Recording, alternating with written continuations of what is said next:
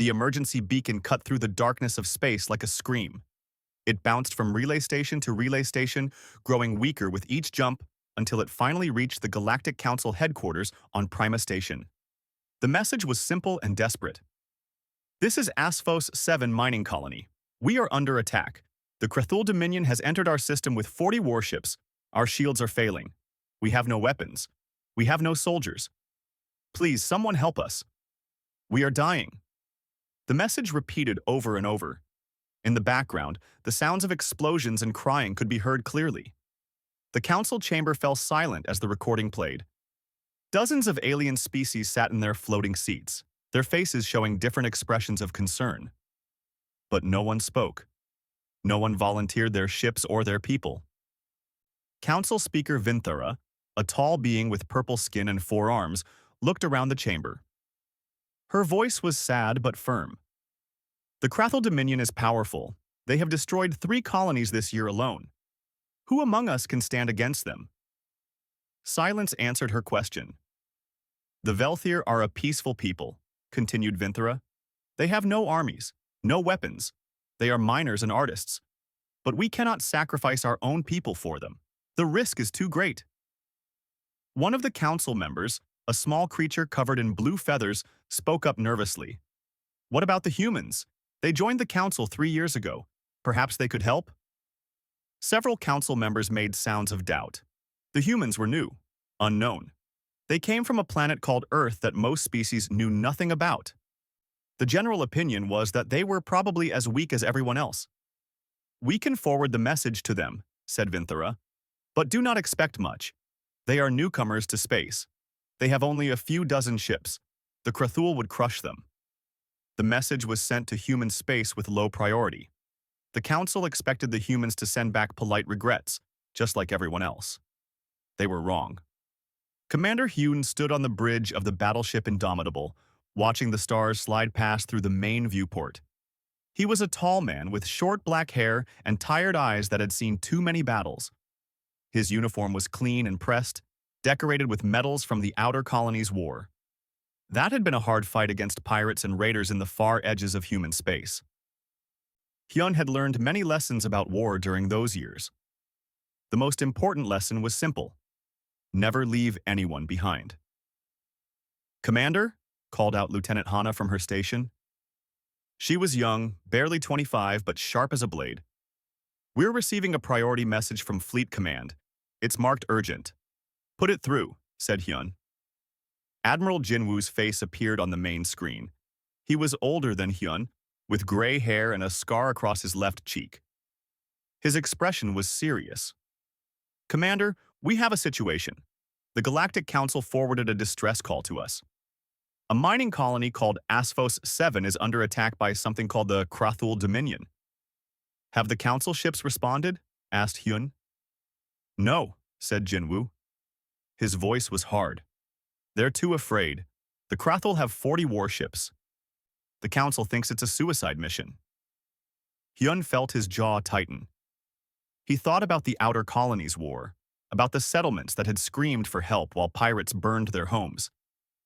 He thought about the children who had died because help came too late. What are our orders, sir? He asked quietly. Jinwoo smiled. It was not a nice smile. It was the smile of a predator. We're sending the 3rd Fleet. 18 capital ships, 47 destroyers, and 12 carrier groups. You'll command the vanguard.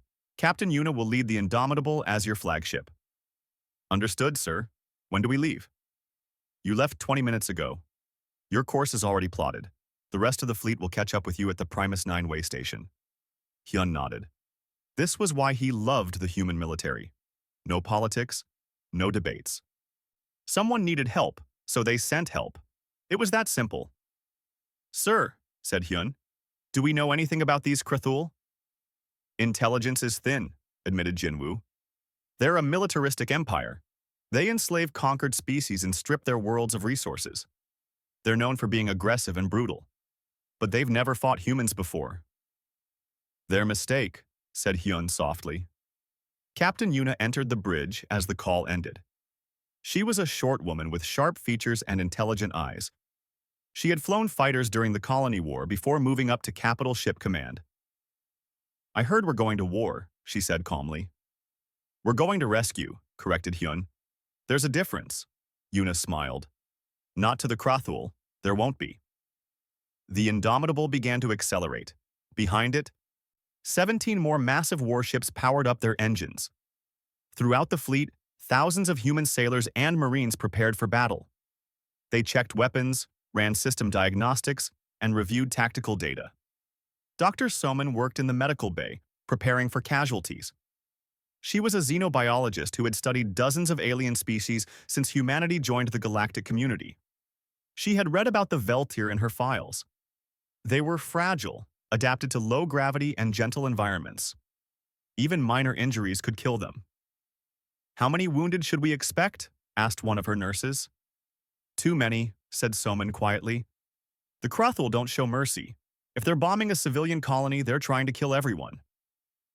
Down in the Marine deck, Sergeant Tae Yang was drilling his troops. He was a massive man, built like a mountain, with scars on his arms from a dozen battles. His Marines ran combat exercises at full Earth gravity, their powered armor making them look like metal giants. "Listen up!" shouted Tae Yang. "We're going up against an enemy that outnumbers us. They're bigger than us, meaner than us, more experienced than us." He paused and grinned. "But they're not from Earth. They didn't grow up fighting gravity that wants to crush them. They didn't evolve dodging predators that can run 60 kilometers per hour. They're not Deathworlders. We are. When we hit their ships, we hit hard and fast. We show them what happens when you attack the helpless." The Marines roared their approval. In the fighter bay, pilot Minji ran her pre-flight checks. Her fighter was sleek and deadly, armed with missiles and railguns. She had flown in the Colony War too, earning her call sign Viper by taking down 3 pirate ships in a single engagement. "You ready for this?" asked her wingman over the comm. "Born ready," replied Minji. "Let's show these aliens how Earth does rescue missions." The Third Fleet burned through space toward Asphos 7. Behind them, the Galactic Council waited nervously.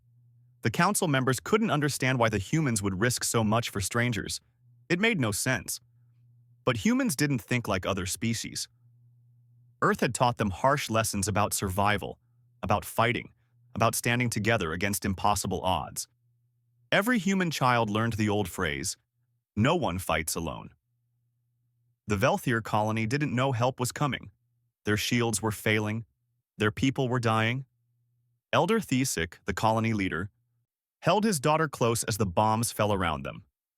But in the darkness of space, 18 warships were racing toward them at maximum speed. The distress call had not been ignored. The Deathworlders were coming. The Primus 9 way station hung in the void like a giant metal flower. Its docking arms extended out from a central hub, each one capable of servicing massive ships. Station Master Quillnoth watched his monitors with growing concern as 18 enormous human warships approached his station. Quillnoth was a Tendarian, a species known for their administrative skills and peaceful nature. He had run Primus 9 for 20 years without incident. But he had never seen warships like these before. They were dark and angular, covered in weapons and armor plating. They looked designed for one purpose: destruction. "All human vessels, this is Primus 9 control," Quillnoth transmitted nervously. "You are cleared for emergency refueling at docking arms 3 through 20. Please proceed slowly." "Acknowledged, Primus 9, came the response from Commander Hyun. "We'll be quick. We have somewhere to be." The human ships docked with smooth precision. Quillnoth had seen many military vessels in his career, but these moved with an efficiency that impressed him. Within minutes, fuel lines connected and supplies began transferring. Commander Hyun walked through the station corridors with Captain Yuna. The artificial gravity here was set to 0.6 G, comfortable for most galactic species. Hyun barely noticed the difference. Earth's gravity was 1.0 G, nearly twice as strong. Other aliens in the corridor stopped and stared at the humans. They had heard stories, but seeing them in person was different. The humans moved with confidence, their muscles clearly adapted to much stronger gravity. Even their casual walk looked powerful. "I don't like how everyone's watching us," muttered Yuna. "Get used to it," said Hyun. We're the new kids in the galaxy, and apparently we're the only ones crazy enough to fight the Krathul. They reached the station's command center, where Quillnoth waited. The Tendarian was short, maybe 1 meter tall, with soft gray skin and large eyes. He looked nervous. "Commander Hyun," said Quillnoth. "Welcome to Primus 9. I must ask, is it true you're heading to Asphos 7? "That's correct," said Hyun. "We need fuel, and then we're moving out." "But the Krathul have 40 warships there," said Quillnoth. His voice shook slightly. "The Council said it was impossible to help." "The Council was wrong," said Yuna simply. Quillnoth didn't know what to say to that. He pulled up a holographic display showing the Asphos 7 system. The Krathul are known for their aggression. They enslave conquered populations. Their ships are heavily armed. "So are ours," said Hyun. He studied the display carefully. "How long until our fuel transfer is complete?" 4 hours, replied Quillnoth. "But Commander, perhaps you should wait for Council reinforcements? Or negotiate?" Hyun's expression hardened. "People are dying right now. Every hour we wait, more of them die. We don't have time for negotiations." In the station's public area, Sergeant Taiyang and his Marines were conducting their regular training exercises. The humans had requested permission to use one of the empty cargo bays. Quillnoth had agreed, thinking they wanted to stretch their legs. He was not prepared for what happened next. A crowd of aliens gathered to watch as Taiyang's Marines entered the cargo bay in their powered armor. The armor was thick and heavy, designed to protect humans in combat. Each suit weighed over 300 kilograms. "All right, people," called out Taiyang. "Standard combat drill, full gravity, let's move." One of the watching aliens, a bird-like creature named Skirik, turned to his companion. "What does he mean, full gravity?" His companion, a reptilian being, shrugged. "Perhaps their armor has gravity generators?" They got their answer when Taiyang activated the gravity plates in the cargo bay. The readout climbed: 0.8 G, 1.0 G, 1.5 G, 2.0 G, 2.3 G. The watching aliens gasped. At 2.3 G, most species would be crushed to the floor. Their bones would break. Their organs would fail. The human Marines began running combat drills. They sprinted across the bay, carrying heavy weapons. They dropped and rolled, their armor absorbing impacts that would shatter most beings. They climbed walls and performed combat maneuvers that looked impossible under such intense gravity. "By the stars," whispered Skirik. "What are they?" "Deathworlders," said an old Zenthari merchant who had been watching quietly. "I've read about Earth. It's classified as a Class 12 death world. Extreme gravity, dangerous weather, toxic atmosphere, predatory wildlife. Most species would die there within hours." "And they evolved there?" asked Skirik. "They didn't just evolve there," said the Zenthari. "They conquered it. Every human you see is the product of billions of years of evolution in hell. They're built to survive what would kill us." Dr. Soman was in the station's medical area, meeting with the local doctor, a gentle creature named Philisk. She was explaining human medical requirements. "Our blood is iron-based," Soman was saying. "We require 20% oxygen in our atmosphere. Less than that, and we suffocate. More than that, and we risk oxygen toxicity." Philisk's eyes widened. 20%? That's poison. Most species breathe between 5 and 10% oxygen. 20% is corrosive. "For you, maybe," said Soman with a smile. "For us, it's home. Earth's atmosphere is actually pretty reactive. It rusts metal. It feeds fires. But our bodies adapted to use it efficiently." "What about your gravity?" asked Philisk. "I noticed your people move very easily here." "Station gravity is 0.6 G, explained Soman. "Earth is 1.0 G. We're actually moving in light gravity right now. It feels like walking on the moon to us." Philisk was quiet for a moment. "Dr. Soman, do you realize what this means? Your people are stronger, faster, and more resilient than almost any species in the Council. Why did Earth evolve to be so harsh?" Soman shrugged. "We don't know. Maybe we were unlucky. Maybe we were lucky. But it made us what we are." In the fighter bay, pilot Minji was performing maintenance on her fighter when a young alien engineer approached. His name was Tillix, and he was fascinated by human technology. "Excuse me," said Tillix nervously. "I noticed your fighter can pull very high G-forces. The specifications say up to 15 G. Is that correct?" "That's for combat maneuvers," said Minji. "I can push it higher in emergencies." Tillix's face showed confusion. "But how do you survive that? 15 G would kill most pilots. The blood can't reach the brain." "We have G-suits that help," explained Minji. "They squeeze our legs and abdomen, keeping blood in the upper body. Plus, we trained for it. Human pilots can withstand high G-forces better than most species because we evolved in higher gravity." "Incredible," breathed Tillix. "And you're going to fight the Krathel with these fighters?" "That's the plan," said Minji cheerfully. A klaxon sounded throughout the station. A minor gravity regulator had failed in one of the docking arms. The artificial gravity fluctuated, dropping to 0.3 G in some areas. Station personnel struggled to move, their bodies not adapted to the change. The humans barely noticed. Taeyong and his Marines continued their exercises without pause. Commander Hyun and Captain Yuna walked normally through the affected corridors. Dr. Soman kept working without interruption. Quilnoth watched all of this from his command center, and a cold realization settled over him. The Galactic Council had made a terrible mistake. They thought the humans were just another species, probably weak and unprepared like everyone else. But humans weren't like everyone else. They came from a world that had tried to kill them every day for millions of years. They had survived ice ages, predators, diseases, and natural disasters. They had evolved to be survivors, warriors, predators themselves. And now they were going to war against the Krathel. Quilnoth immediately opened a tight beam transmission to Krathel space. He knew he shouldn't interfere, but he felt he had to warn them. "This is Station Master Quilnoth of Primus 9 to any Krathel vessels in the Asphos 7 system. Turn back. Abort your attack. The humans are coming, and you don't understand what they are. They're not like us. They're Deathworlders. Please, for your own survival, retreat now." He sent the message and waited. There was no response. 4 hours later, the human fleet undocked from Primus 9. Their fuel tanks were full. Their weapons were armed. Their crews were ready. Commander Hyun stood on the bridge of the Indomitable as the fleet formed up.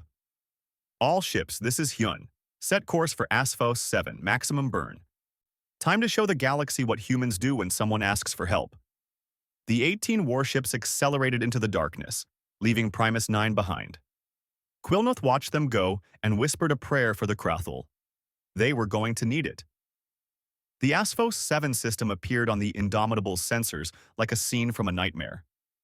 40 Krathel warships surrounded the small mining moon, their weapons firing continuously at the failing shield dome that protected the colony below. Each impact sent ripples of light across the shield, and with every hit, it grew weaker. "All ships, combat formation," ordered Admiral Jinwoo from his command ship. The human fleet had arrived in full strength.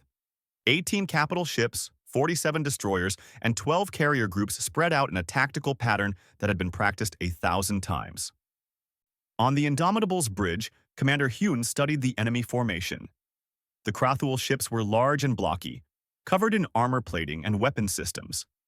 They looked dangerous. They probably were dangerous to most species, but not to humans.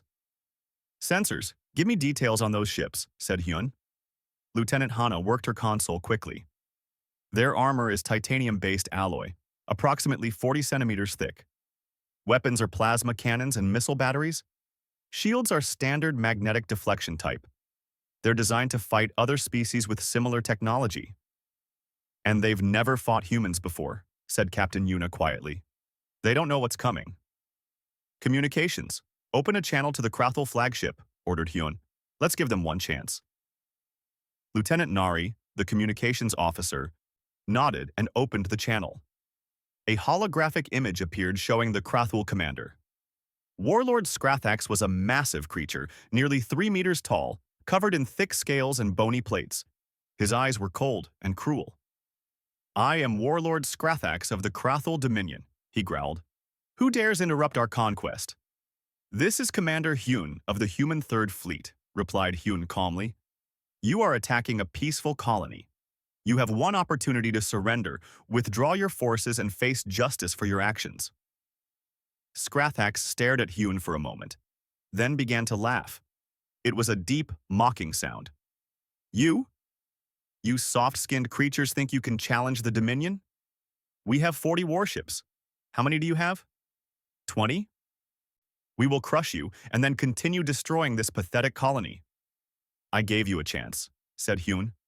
His voice was cold as ice. Nari, close the channel. The hologram disappeared. Hyun turned to Captain Yuna. Battle stations, all weapons free. Show them what happens when you threaten innocence. Throughout the human fleet, red alert klaxons sounded. Sailors rushed to their positions. Marines sealed their armor. Fighter pilots launched from carrier bays. The humans had trained for this. They were ready. Enemy vessels are targeting us, reported Hana. Multiple missile locks detected. Let them fire first, said Hyun. I want a clear legal record that they initiated combat. The Krathul ships opened fire. Hundreds of missiles and plasma bolts streaked toward the human fleet. Point defense, engage, ordered Captain Yuna. The Indomitable's defensive weapons came alive. Rapid-fire railguns designed to shoot down incoming threats in Earth's harsh conditions tracked and destroyed the Krathul missiles with terrifying accuracy. The few plasma bolts that reached the ship splashed harmlessly against shields that were built to withstand solar radiation and cosmic rays at Earth orbit intensity. Return fire, said Hyun. All weapons. The human fleet unleashed hell. Kinetic weapons, massive railguns that launched metal slugs at a significant fraction of light speed, tore through Krathul shields like they weren't there. These weapons had been designed to function in Earth's intense gravity and atmosphere. In the vacuum of space, they were even more devastating. The first Krathul ship to be hit simply disintegrated. The kinetic round punched through its armor, shields, and hull, and the ship exploded into debris. Target destroyed, reported Hana. Her voice was steady, but her eyes were wide. She had never seen such destructive power before. Missiles launched from human ships, each one equipped with guidance systems that could track targets through Earth's magnetic field and atmospheric interference. The Krathul's primitive jamming systems were useless against them. The missiles found their targets with perfect accuracy. 3 more Krathul ships exploded in rapid succession. They're attempting to flank us, called out Hana. 10 ships breaking formation, moving to attack Vector Delta 4. Minji, you're up, said Hyun into the comm system. In space, pilot Minji and her fighter squadron intercepted the flanking Krathul ships. Her fighter was small and fast, built to operate in Earth's atmosphere where air resistance and gravity made flight extremely difficult. In space, with no air resistance and minimal gravity, the human fighters moved like nothing the Krathul had ever seen. Viper Squadron, engage at will, transmitted Minji. She dove toward a Krathul cruiser, her finger on the trigger. The fighter's railgun fired, sending dozens of rounds into the enemy ship's bridge. The Krathul ship spun out of control, atmosphere venting from the holes in its hull. Her wingmen followed, executing attack runs that pulled 12G turns. The Krathul fighters tried to intercept, but they couldn't keep up. Their pilots blacked out at 6G. The human pilots, trained in Earth's gravity and equipped with advanced G-suits, fought at forces that would kill most species. Back on the Indomitable, the battle was entering its final phase. 12 Krathul ships remained operational, and they were trying to flee. Warlord Skrathax is attempting to retreat, reported Nari. His flagship is burning away from the combat zone. Not happening, said Hyun. Taiyang, you're cleared for boarding action. In the Marine Bay, Sergeant Taiyang grinned inside his helmet. Marines, we've got a flagship to capture. Lock and load. Boarding pods launched from the Indomitable, small armored cylinders that shot across space toward Skrathax's flagship. The Krathul tried to shoot them down, but the pods were designed to survive atmospheric re-entry on Earth. A few plasma bolts weren't going to stop them. The pods slammed into the Krathul ship's hull and burned through the armor. Taiyang and his marines poured into the enemy vessel. The Krathul were waiting for them, armed and ready. They were large creatures, strong by galactic standards, and they knew their ship well. But they weren't from Earth. The first Krathul warrior that charged Taeyang fired his plasma rifle at point-blank range. The shot hit Taeyang's armor and scattered harmlessly. The armor was designed to protect humans from everything Earth could throw at them. A plasma rifle was nothing. Taeyang grabbed the Krathul warrior and threw him across the corridor. The warrior weighed over 200 kilograms. Taeyang lifted him like he was made of paper. Earth's gravity had made humans strong. The Marines advanced through the ship, their weapons cutting down any resistance. The Krathul fought hard, but they were fighting creatures that had evolved to hunt predators on a death world. Every human Marine was faster, stronger, and more dangerous than the Krathul expected. Within 10 minutes, Taeyang stood on the bridge of the flagship. Warlord Skrothax was there, surrounded by his guards. The warlord raised his weapon, but Taeyang was faster. He crossed the distance in 2 steps and ripped the weapon from Skrothax's hands. "You have 2 choices," said Taeyang calmly. "Surrender now, or I let my Marines finish this the hard way. Choose wisely." Skrothax looked around at his guards. They were backing away from the human Marines, fear obvious in their eyes. The warlord's shoulders slumped. "I surrender," he said quietly. Outside, the last of the Krathul ships had been destroyed or disabled. The space around Asphos 7 was filled with debris and escape pods. Not a single human ship had been lost. On the colony below, the Velthir watched their sensors in disbelief. The attack had stopped. The Krathul were gone, and strange new ships were in orbit. Elder Thesic received a transmission. "This is Commander Hune of the Human Third Fleet. Asphos 7 colony, you are safe now. We're sending down medical teams and supplies. Help is here." The elder looked at his daughter and began to cry. They had thought they were going to die. They had sent their distress call expecting silence. Instead, the Deathworlders had come. The battle had lasted 17 minutes. 40 Krathul warships had been destroyed or captured. The humans had taken no casualties. It wasn't a battle. It was a demonstration, and the galaxy was watching. The human medical ships descended toward Asphos 7 like angels in the darkness.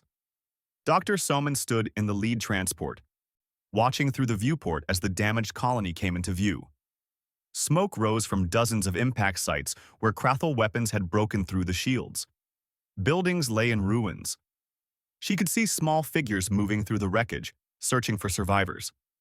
"Prepare for immediate deployment," she ordered her medical teams.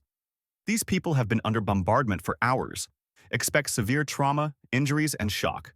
Remember, the Velthir are fragile. What would be a minor injury to us could kill them." The transport touched down in the colony's main square. The doors opened and Soman's teams rushed out, carrying medical equipment and supplies. The Velthir who saw them stopped and stared. The humans looked so different. They were tall and solid, moving with purpose and strength even in the low gravity of the moon. The Velthir were slender and delicate, adapted to gentle environments.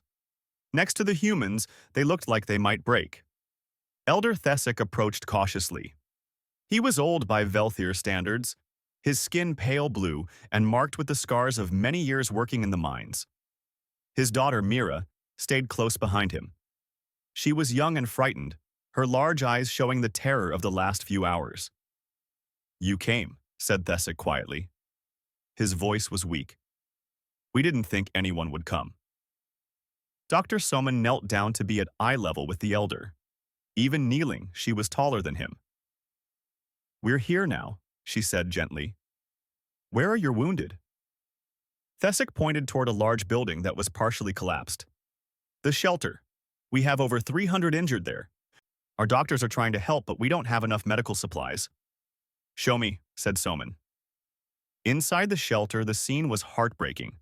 Velthir lay on makeshift beds, their bodies broken by falling debris and the concussion from explosions. Some cried softly, others were unconscious. A few Velthir doctors moved among them, doing what they could with limited resources. Medic Sang-hoon, a massive human with gentle hands, immediately began setting up emergency equipment. He had trained in trauma surgery during the colony wars. He had seen terrible things, but seeing these peaceful people hurt like this made him angry. "We need to stabilize the critical cases first," he said to Soman. "That one there, the child with the crushed leg, and that adult with the chest wound. Soman moved to the child. She was maybe 6 years old by Velthir standards, her leg trapped under a piece of concrete. The leg was clearly broken in multiple places. For a human child, this would be serious but survivable. For a Velthir child, it could be fatal. Their bones were lighter, their bodies more fragile. "I'm going to help you," Soman said softly to the child. "This might hurt a little, but I promise I'll be as gentle as I can." She carefully lifted the concrete. On Earth, this piece would weigh perhaps 50 kilograms. Here on the low-gravity moon, it felt like nothing to Soman's Earth-trained muscles.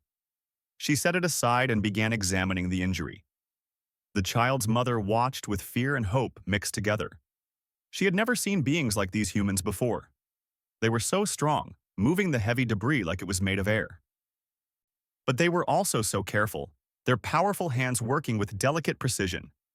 Sang-hoon stabilized the child's leg with a medical brace designed for human children. It was far stronger than anything the Velthir had. "She'll be fine," he said to the mother. "We'll need to do surgery to properly set the bones, but she'll walk again." The mother began to cry with relief. Throughout the colony, human engineers worked to repair the damage. Chief Engineer Do-hyun led teams that assessed the structural damage to buildings, repaired the shield generators, and restored power systems. The work that would have taken Velthir crews weeks was being done in hours. Ensign Jisoo coordinated the supply distribution. She was young, barely 22, but she worked with military efficiency. Food, water, medical supplies, temporary shelters, all were organized and distributed to where they were needed most. "How did you learn to do this so quickly?" asked one Velthir administrator, watching in amazement. "Practice," said Jesu simply. "Humans have dealt with disasters for our entire history. Earthquakes, hurricanes, floods, wars. We've learned how to respond fast and effectively." On the Indomitable, Commander Hyun was dealing with another matter. The Galactic Council had sent a diplomatic envoy, arriving in a small, fast ship. The envoy was a Zenthari named Kilixar, a nervous creature with too many eyes and a tendency to speak in circles. "Commander Hyun," began Kilixar carefully, "the Council is most impressed by your victory over the Krathel. Most impressed indeed. However, there are questions about the prisoners and the captured ships. The Council must discuss proper procedures for such situations." Hyun listened patiently. He was tired. He hadn't slept in 30 hours. He had just fought a battle, and now he was overseeing relief operations. He didn't have time for bureaucracy. "The Krathel prisoners will be held until they can stand trial for their war crimes," said Hyun firmly. "The captured ships will be returned to the species they were originally stolen from. We're not interested in keeping them." Yes, very proper," said Kilixar. "But the Council wonders, what does humanity want as payment for this rescue? Surely you must want something. Territory, resources, trade agreements?" Admiral Jinwoo, who had joined the meeting via hologram, spoke up. "We want nothing." Kilixar blinked several of his eyes. "Nothing? But you risked your fleet, your people. You must want compensation." "We came because people needed help," said Jinwoo. His voice was hard. "That's what you do when someone sends a distress call. You help them, no payment required." The concept seemed to confuse Kilixar completely. In galactic politics, everything had a price. Every action expected a reward. The idea of helping purely because it was right was alien to him. "But surely," Kilixar tried again, "you must want the Velthir to owe you something. An alliance? Favorable trade terms?" Hyun's expression hardened. "Listen carefully. We didn't come here to make deals. We came here to save lives. If the Velthir want to be our friends afterward, that's great. If they don't, that's fine too. We're not going to hold this over them." He leaned forward, his eyes intense. "But I want you to take a message back to the Council. Earth is part of the galactic community now. And Earth has rules about certain things. We don't ignore distress calls. We don't abandon allies. We don't let bullies attack peaceful colonies." Hyun stood up, making Kilixar flinch back slightly. "The Krathel learned this today. Any other species that thinks they can attack the helpless will learn it too. We're watching now, and we won't ignore what we see." Jinwoo added, "Tell the Council that humanity is willing to extend this protection to any species that wants it. No strings attached, no payment required, just friendship and mutual respect. Kilixar left the meeting confused and frightened. The humans weren't acting like any species he knew. They were powerful enough to destroy the Krathel fleet in minutes. But they were using that power to help instead of conquer. It didn't make sense by normal galactic standards. But then, humans weren't normal by galactic standards. Down on Asphos 7, Elder Thesic found Commander Hyun walking through the colony. The human was checking on the repairs, talking to engineers, making sure everything was being done properly. "Commander," said Thesic, "may I speak with you?" "Of course," said Hyun. He stopped and gave the elder his full attention. "Why did you come?" asked Thesic quietly. "The council said no one would help us. They said we were too far away, that the risk was too great. But you came anyway. Why?" Hyun was quiet for a moment, thinking about how to explain. "On Earth, we have an old saying, no one fights alone. It means that when someone is in trouble, you help them. You don't ask what you'll get out of it. You don't calculate the risk. You just help." "But you didn't know us," said Thesic. "We're strangers to you." "You needed help," said Hyun simply. "That's all we needed to know." Thesic felt tears in his eyes again. "How can we ever repay you?" "You don't need to repay us," said Hyun. "But if you want to do something, there is one thing." "Anything," said Thesic. "Don't forget this," said Hyun. "Don't forget that when you needed help, someone came. And someday, when someone else needs help, maybe you'll be the one to answer their call." The elder nodded slowly, understanding. 3 days later, the colony was stabilized. The wounded were healing, the buildings were being repaired, the shield generators were working again. The human fleet prepared to depart, leaving behind supplies and a few engineers to help with the rebuilding. As the Indomitable prepared to leave orbit, Mira, the elder's daughter, watched from the colony. She had been a scared child when the attack started. Now she was different. She had seen what real strength looked like. Not the strength to destroy, but the strength to protect. She decided that day that she wanted to be like the humans. She wanted to be someone who answered distress calls. The human fleet jumped to hyperspace, leaving Asphos 7 behind.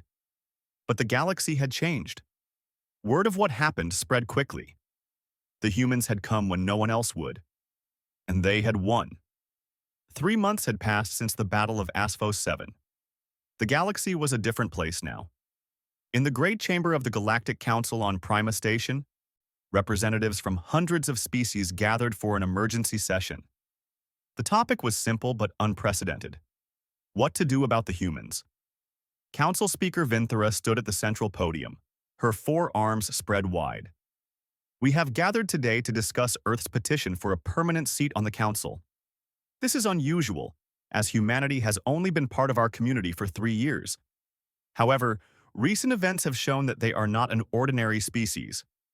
Murmurs spread through the chamber. Every species present had heard about Asphos 7. The story had spread like wildfire across the galaxy. How the humans had answered a distress call that everyone else ignored.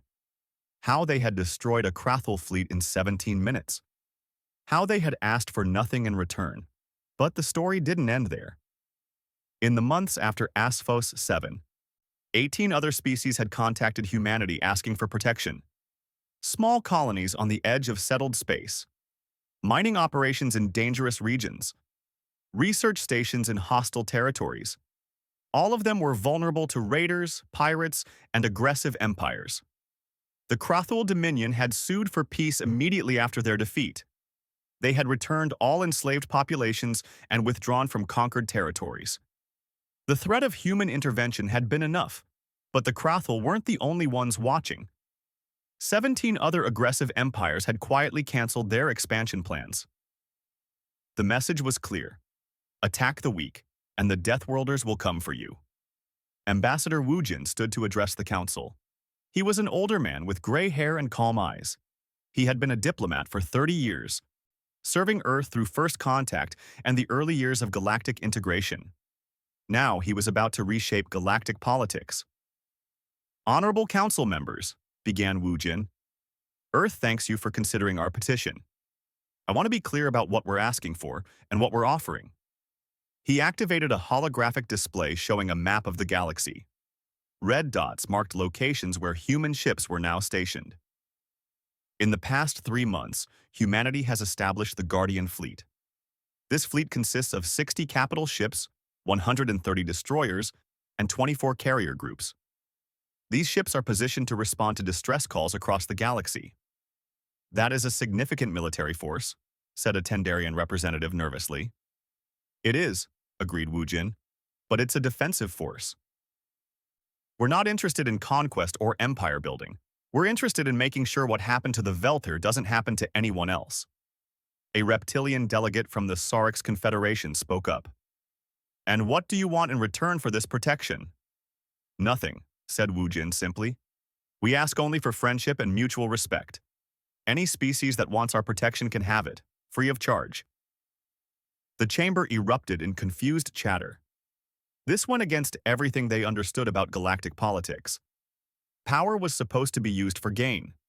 Military strength was supposed to be leveraged for resources or territory. Vinthera called for order. Ambassador Wu Jin, the council must ask, why? Why would humanity spend resources protecting others without compensation? Wu Jin smiled. Because it's the right thing to do. On Earth, we learned long ago that civilizations are judged not by their strength but by how they use that strength. We could use our military to conquer. We could demand tribute. We could build an empire. He paused, letting his words sink in. But that's not who we are. Earth believes that strength exists to protect the weak. That's not just our philosophy. It's our duty. Fleet Admiral Jin Wu appeared via hologram to support Wu Jin's statement. His uniform displayed even more medals now. He had become famous across the galaxy as the admiral who defeated the Krathul. The Guardian Fleet is fully operational, said Jinwu. We have established protocols for responding to distress calls. Any species under attack can contact us directly. We guarantee response times of less than 48 hours for most regions of the galaxy. And if someone attacks Earth? Asked a Zenthari delegate. Will your Guardian Fleet be able to protect your own people? Earth is defended by the home fleet, replied Jinwu. 75 capital ships, 180 destroyers, and 40 carrier groups. Plus, Earth itself is a fortress. Any species that tries to attack our home world will learn why we call it a death world. The message was clear. Humanity was strong enough to protect both themselves and others. On the battleship Indomitable, Captain Yuna walked through the corridors with Lieutenant Hana. The ship had been upgraded and refitted after HFY 7. It was now the flagship of the Guardian Fleet, a symbol of humanity's commitment to protecting others. Still seems strange, said Hana. We're running protection for half the galaxy and we're not getting paid for it. Yuna smiled. We're getting something better than money. We're getting trust. Do you know how many species have applied to join our training program? Last I heard 37, said Hana. 42 as of this morning, corrected Yuna. They want to learn from us. They want their people to train alongside humans. That's worth more than any amount of credits. The training program was called Project Sentinel. It was the idea of Lieutenant Hana herself proposed after HFY 7. The goal was to create mixed-species crews trained to human military standards. Not every species could handle full human training, but many could adapt parts of it. Pilot Minji had become one of the lead instructors for the fighter program. She stood in a classroom on Prima Station, teaching a group of young aliens how to fly combat maneuvers. The key to high G flying is muscle control and breathing, explained Minji. Most of you can't pull the same G force as humans can. That's fine, but you can train your bodies to handle more than you think possible. One of her students, a bird-like creature named Skirik, raised a wing. Instructor Minji, is it true you once pulled a 17G turn in combat? It was 16G, corrected Minji, and I wouldn't recommend it. I blacked out for 3 seconds, but yes, it can be done in emergencies. The students looked at her with awe. Minji tried not to let it go to her head. She was just doing what any human pilot could do. Dr. Soman was working at a new facility on HFY 7. The Velther had asked her to stay and help establish a proper medical center. She had agreed, bringing several other human doctors with her. The facility is looking good, said Elder Thesic, walking through the new building. We never thought we could have something like this. Every colony should have proper medical care, said Soman. She was training Velthir doctors in human medical techniques. The Velthir were learning fast, adapting human methods to their own biology. Mira, the elder's daughter, had become one of Soman's assistants. The young Velthir had changed since the attack. She was stronger now, more confident. She wore a small patch on her uniform that showed the symbol of the Guardian Fleet. "Dr. Soman?" asked Mira. "Do you think I could ever join the Guardian Fleet? I know I'm not as strong as humans, but I want to help others like you helped us." Soman smiled warmly. "Strength isn't just about muscles, Mira. It's about heart, and you have plenty of that. When you're ready, I'll personally recommend you to the Academy." Back at the Galactic Council, the vote was taking place. The question was simple. Should humanity receive a permanent seat on the Council? The vote wasn't even close. 417 species voted yes. Only 12 voted no, mostly species that had been allied with the Krathul. Vinthara made the announcement. "By the authority granted to me as Council Speaker, I declare that Earth is now a permanent member of the Galactic Council. Ambassador Wujin, please take your seat." Wujin bowed respectfully and moved to the seat designated for Earth. It was positioned prominently, reflecting humanity's new importance in galactic affairs. "I accept this honor on behalf of all humanity," said Wujin, "but I want to make something clear. We're not here to rule. We're not here to dominate. We're here as friends, as allies, and as protectors." He looked around the chamber, meeting the eyes of representatives from hundreds of worlds. "Earth will continue to answer distress calls. We will continue to protect those who cannot protect themselves, and we invite all peaceful species to join us in this mission." "What about those who are not peaceful?" asked a delegate. Wujin's expression hardened. "To those who would prey on the weak, enslave the innocent, or attack peaceful colonies, we have a simple message.